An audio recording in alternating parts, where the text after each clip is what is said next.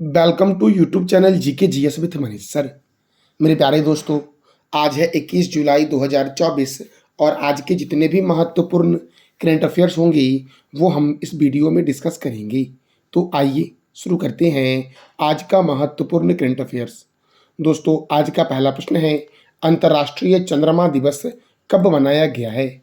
अंतर्राष्ट्रीय चंद्रमा दिवस मनाया गया है 20 जुलाई को। कब मनाया गया अंतर्राष्ट्रीय चंद्रमा दिवस? 20 जुलाई को।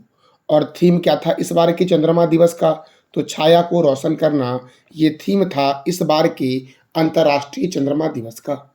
अब दोस्तों, 20 जुलाई को ही चंद्रमा दिवस क्यों मनाया जाता है? क्योंकि 20 जुलाई 1969 को चंद्रमा पर जाने वाले प्रथम व्यक्ति बने थे नील एंगस्ट्रॉम, मेरे प्यारे लाल एवं लालियों। अब देखो दोस्तों, चंद्रमा, तो चंद्रमा से क्या क्या महत्वपूर्ण प्रश्न बनता है? चंद्रमा का अध्ययन क्या कहलाता है? सेलेनोलॉजी। चंद्रमा का अन्य नाम क्या है? जीवाश्म ग्रह। चंद्रमा पृथ्वी से कितना दिखाई देता है? 57%। चंद्रमा पर जो धूल के मैदान है उसे क्या कहते हैं? शांति सागर कहते हैं। सौरमंडल का पांचवा सबसे बड़ा उपग्रह जो है वो कौन सा है? तो चंद्रमा है। सौरमंडल का पांचवा सबसे बड़ा उपग्रह कौन सा है? चंद्रमा। अच्छा, सौरमंडल का सबसे बड़ा जो उपग्रह है वो गैनीमेड है। गैनीमेड किस ग्रह का उपग्रह है? ये आप बताओ कमेंट बॉक्स में। चंद्रमा का गुरुत्वीय क्षेत्र पृथ्वी के गुरुत्वीय क्षेत्र का कितना है? 1/6 है। पृथ्वी से चंद्रमा की दूरी कितनी है? पृथ्वी से चंद्रमा की दूरी कितनी है? तो 38,04,365 किलोमीटर। दोस्तों, चंद्रमा से पृथ्वी से चंद्रमा की दूरी कितनी है? तो 38,04,365 किलोमीटर लगभग पृथ्वी से चंद्रमा की दूरी है मेरे प्यारे दोस्तों। चंद्रमा पर सबसे ऊंचा पर्वत कौन सा है? तो लिबनिटीज पर्वत। लिबनिटीज पर्वत चंद्रमा का सबसे ऊंचा पर्वत है। चंद्रमा पर वायुमंडल नहीं है। देखो, ज्वार उठने के लिए सूर्य और चंद्रमा के आकर्षण शक्ति का अनुपात क्या होता है? 11:5 होता है। चंद्रमा पृथ्वी के सबसे निकट होने पर, चंद्रमा पृथ्वी के सबसे निकट होने पर जो स्थिति उत्पन्न होती है उस स्थिति को सुपर मून की स्थिति कहते हैं। अर्थात दोस्तों, इस सुपर मून की स्थिति का अन्य नाम है पेरिजी फुल मून। दोस्तों, क्या नाम है? पेरिजी फुल मून। तो आप बताओ चंद्रमा का अध्ययन क्या कहलाता है? इसका जवाब दे दो आप कमेंट बॉक्स में। देखो दोस्तों, चंद्र मिशन था अपोलो 11। अपोलो 11 जो था ये नासा का मिशन था। नासा का फुल फॉर्म है national aeronautics and space administration. क्या है full form? National aeronautics and space administration NASA का फुल फॉर्म है। नासा की स्थापना कब हुई? ये आप बताओ कमेंट बॉक्स में। दोस्तों देखो, अपोलो 11 जो था यह मानव युक्त प्रथम अंतरिक्ष मिशन था और इस अपोलो 11 से चंद्रमा पर गए थे 3 व्यक्ति, नील एंगस्ट्रॉम, बज एल्ड्रिन और माइकल कॉलिंस। और चंद्रमा पर कदम रखने वाले जो पहले व्यक्ति बने थे वो कौन बने? नील एंगस्ट्रॉम। चंद्रमा की सतह पर सॉफ्ट लैंडिंग अपोलो 11 की कब हुई? 20 जुलाई 1969 को हुई। इसीलिए 20 जुलाई को दोस्तों अंतर्राष्ट्रीय चंद्रमा दिवस के रूप में मनाया जाता है। और जिस जगह पर यह दोस्तों उतरा था अपोलो 11 का, जिस जगह पर सॉफ्ट लैंडिंग हुआ था उस जगह का नाम है सी ऑफ ट्रैंक्विलिटी। क्या नाम है दोस्तों? सी ऑफ ट्रैंक्विलिटी नाम है मेरे प्यारे लाल एवं लालियों। देखो, चंद्रयान प्रथम भारत का मिशन है। कब लॉन्च हुआ? 22 अक्टूबर 2008 को। चंद्रयान द्वितीय दोस्तों कब लॉन्च हुआ था? तो 22 जुलाई 2019 को लॉन्च हुआ था और यह मिशन दोस्तों असफल रहा था। तो जिस जगह पर यह मिशन असफल हुआ था दोस्तों अंतरिक्ष में, जिस जगह पर चंद्रयान सेकेंड जो असफल हुआ था उस जगह का नाम रखा गया है तिरंगा पॉइंट। याद रखना मेरे प्यारे लाल एवं लालियों, क्या नाम रखा गया है? तिरंगा point.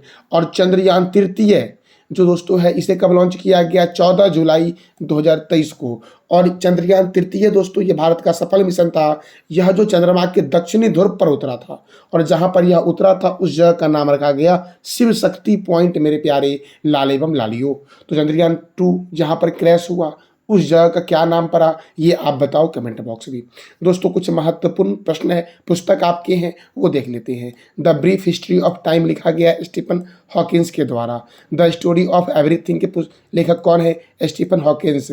The mathematics of black holes, the mathematics of black holes के लेखक हैं Subrahmanyan Chandrasekhar. The world as I see it के लेखक हैं अल्बर्ट आइंस्टीन। दोस्तों, the brief history of time के लेखक कौन है? Stephen Hawkins. The story of everything के लेखक कौन है? Stephen Hawkins. The mathematics of black holes के लेखक कौन है? तो सुब्रमण्यम चंद्रशेखर है मेरे दोस्तों। और the world as I see it, the world as I see it के लेखक हैं अल्बर्ट आइंस्टीन। तो मेरे प्यारे दोस्तों, चंद्रयान प्रथम कब लॉन्च किया गया? 22 अक्टूबर 2008 को। चंद्रयान द्वितीय 22 जुलाई 2019 को। और चंद्रयान तृतीय 14 जुलाई 2023 को लॉन्च किया गया था दोस्तों ये मैंने बताया आपको चंद्रमा के बारे में। दोस्तों मैंने आपको लगभग 99% क्वेश्चन करवा दिया चंद्रमा के बारे में। दोस्तों अब हम अगले प्रश्न की ओर बढ़ते हैं। अगला प्रश्न हमारा है, हाल ही में किसने दिल्ली में लोक संवर्धन पर्व का उद्घाटन किया है? हाल ही में किसने दिल्ली में लोक संवर्धन पहल का उद्घाटन किया है? तो किरण रिजिजू ने दोस्तों। किसने किया है? किरण रिजिजू ने। अब देखो दोस्तों, लोक संवर्धन पर्व क्या है? तो इसका उद्देश्य है जो अल्पसंख्यक मामलों के मंत्रालय की योजना और उपलब्धि का प्रदर्शन करना इस लोक संवर्धन पर्व का उद्देश्य है दोस्तों। और अल्पसंख्यक मामलों के मंत्री कौन है? किरण रिजिजू, जिन्होंने दिल्ली में लोक संवर्धन पर्व का उद्घाटन किया है मेरे प्यारे लाल एवं लालियों। तो देखो दोस्तों, कुछ महत्वपूर्ण मंत्रालय हैं वो देख लेते हैं दोस्तों। जो महत्वपूर्ण है वही मैं आपको बता रहा हूं अभी। संसदीय कार्य मंत्री और अल्पसंख्यक कार्य मंत्री कौन है? किरण रिजिजू। महिला एवं बाल विकास मंत्री कौन है? अन्नपूर्णा देवी। श्रम और रोजगार मंत्री और युवा मामले और खेल मंत्री मनसुख मंडाविया। खेल मंत्री दोस्तों कौन है? तो मनसुख मंडाविया हैं। संस्कृत मंत्री और पर्यटन मंत्री कौन है? गजेंद्र सिंह शेखावत दोस्तों। संस्कृत मंत्री और पर्यटन मंत्री कौन है? गजेंद्र सिंह शेखावत। रेल मंत्री कौन है? अश्वनी वैष्णव। जनजातीय मामलों के मंत्री कौन है? जुएल ओरांव है जनजातीय मामलों के मंत्री। नागरिक उड्डयन मंत्री कौन है? किंजरापू राममोहन नायडू। शिक्षा मंत्री कौन है? धर्मेंद्र प्रधान। विदेश मंत्री कौन है? डॉक्टर सुब्रमण्यम जयशंकर। कृषि और किसान कल्याण मंत्री कौन है? शिवराज सिंह चौहान। स्वास्थ्य और परिवार कल्याण मंत्री कौन है? जेपी नड्डा। सड़क परिवहन और राजमार्ग मंत्री कौन है? तो नितिन जयराम गडकरी हैं सड़क परिवहन और राजमार्ग मंत्री मेरे प्यारे लाल एवं लालियों। दोस्तों अगला प्रश्न हमारा है, हाल ही में कौन भारत के सबसे मूल्यवान सेलिब्रिटी 2023 बने हैं? दोस्तों हाल ही में कौन भारत के सबसे मूल्यवान सेलिब्रिटी 2023 बने हैं? तो पहले स्थान पर मेरे प्यारे लाल एवं लालियों है विराट कोहली। इसका आंसर क्या हो जाएगा? ए। दूसरे स्थान पर दोस्तों रणवीर कपूर है। तीसरे स्थान पर शाहरुख खान है। और चौथे स्थान पर कौन है? तो अक्षय कुमार है मेरे प्यारे लाल एवं लालियों। तो भारत के सबसे मूल्यवान सेलिब्रिटी कौन है? विराट कोहली। दूसरे स्थान पर कौन है? रणवीर कपूर। तीसरे स्थान पर कौन है? शाहरुख खान। और चौथे स्थान पर कौन है दोस्तों? अक्षय कुमार है दोस्तों। अगला प्रश्न है दोस्तों, विश्व शतरंज दिवस कब मनाया गया है? तो 20 जुलाई को मनाया गया है विश्व शतरंज दिवस। दोस्तों अब यह 20 जुलाई को क्यों मनाया जाता है? तो 20 जुलाई 1924 को इंटरनेशनल चेस फेडरेशन की स्थापना हुई थी, इसलिए 20 जुलाई को विश्व शतरंज दिवस मनाया जाता है। अच्छा दोस्तों, मैंने अभी तुरंत आपको बताया था अंतर्राष्ट्रीय चंद्रमा दिवस, ये कब मनाया जाता है ये आप बताओ कमेंट बॉक्स में। दोस्तों देखो, इंटरनेशनल चेस फेडरेशन का हेडक्वार्टर कहाँ है? लुसाने में। और लुसाने किस देश में है? स्विट्जरलैंड का शहर है लुसाने। दोस्तों अब देखो, इंटरनेशनल चेस फेडरेशन की स्थापना कब हुई थी? तो 20 जुलाई 1924 को इंटरनेशनल चेस फेडरेशन की स्थापना की गई थी। अब जुलाई महीने में कौन कौन से महत्वपूर्ण दिवस मनाए गए हैं? तो देखो, राष्ट्रीय चिकित्सक दिवस 1 जुलाई को मनाया गया। चार्टर्ड अकाउंटेंट दिवस 1 जुलाई को मनाया गया। राष्ट्रीय डाक कर्मचारी दिवस कब मनाया गया है? तो 1 जुलाई को मनाया गया है राष्ट्रीय डाक कर्मचारी दिवस मेरे प्यारे दोस्तों राष्ट्रीय सहकारिता दिवस कब मनाया गया? तो 1 जुलाई को मनाया गया है राष्ट्रीय सहकारिता दिवस। विश्व खेल पत्रकार दिवस 2 जुलाई। वर्ल्ड यूएफओ डे 2 जुलाई। अंतर्राष्ट्रीय प्लास्टिक बैग मुक्ति दिवस 3 जुलाई को मनाया गया है। दोस्तों अमेरिकी स्वतंत्रता दिवस 4 जुलाई। अंतर्राष्ट्रीय सहकारिता दिवस 6 जुलाई। विश्व जूनोसिस दिवस 6 जुलाई। वैश्विक क्षमा दिवस 7 जुलाई। विश्व चॉकलेट दिवस 7 जुलाई। राष्ट्रीय मत्स्य किसान दिवस 10 जुलाई को मनाया गया है। विश्व जनसंख्या दिवस कब मनाया गया? तो 11 जुलाई को मनाया गया है विश्व जनसंख्या दिवस। विश्व पेपर बैग दिवस 12 जुलाई।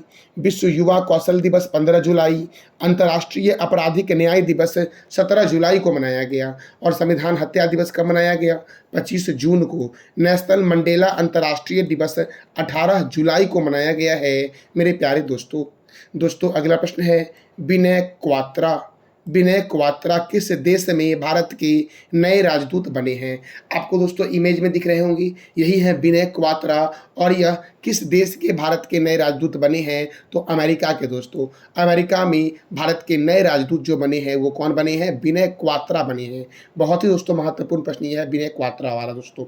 मेरे प्यारे दोस्तों, अच्छा मैंने कुछ दिन पहले बताया था जब प्रधानमंत्री नरेंद्र मोदी रूस की यात्रा पर गए थे, तो रूस में भारत के राजदूत कौन हैं? रूस में भारत के राजदूत कौन हैं, ये आप बताओ दोस्तों कमेंट बॉक्स में। दोस्तों अगला प्रश्न हमारा है, देखो अमेरिका, तो अमेरिका की राजधानी क्या है? वॉशिंगटन में है।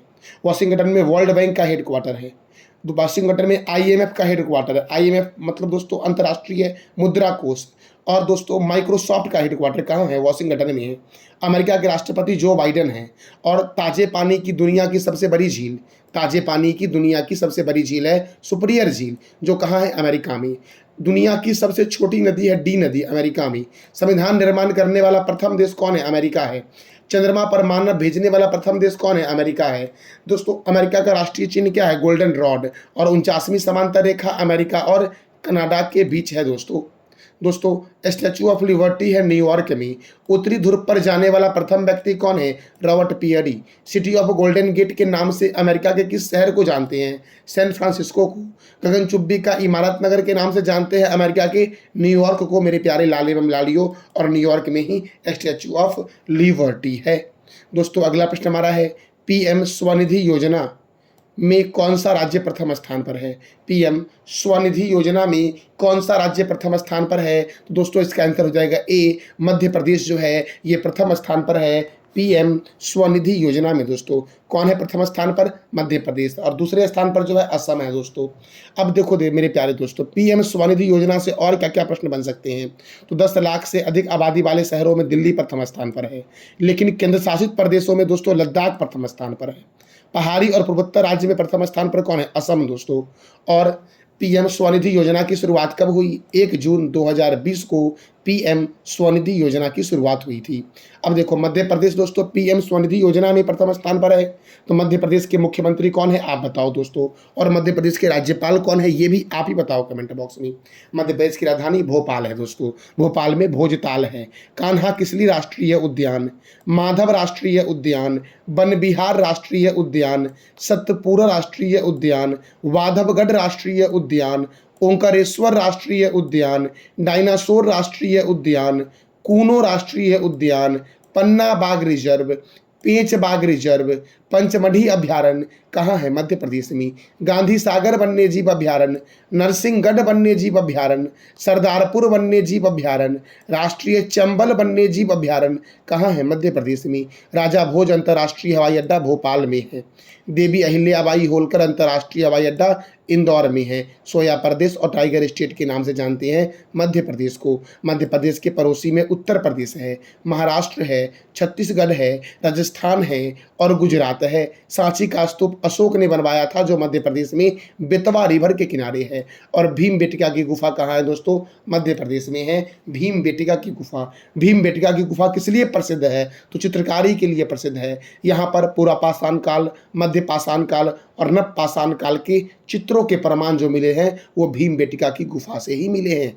दोस्तों अगला प्रश्न हमारा है, हाल ही में युद्धपोत आईएनएस तंवर, हाल ही में युद्धपोत आईएनएस तंवर किस देश के हैम्बर्ग में पहुंचा है? किस देश के हैम्बर्ग में पहुंचा है? दोस्तों ये प्रश्न जानने से पहले आपको मैंने कुछ दिन पहले बताया था आपको कि आईएनएस शिवालिक, भारत का युद्धपोत आईएनएस शिवालिक ये दोस्तों गया था योकोसुका में। तो किस देश के योकोसुका में गया था ये आप बताओ दोस्तों कमेंट बॉक्स में। अब देखो दोस्तों युद्धपोत आईएनएस तंवर दोस्तों ये हैम्बर्ग पहुंचा है, जर्मनी के हैम्बर्ग में यात्रा पर पहुंचा है आईएनएस तंवर दोस्तों। कहाँ पहुंचा है? जर्मनी में पहुंचा है दोस्तों। और जर्मनी में कहाँ पहुंचा है? हैम्बर्ग में पहुंचा है। अब जर्मनी की राजधानी क्या है? बर्लिन।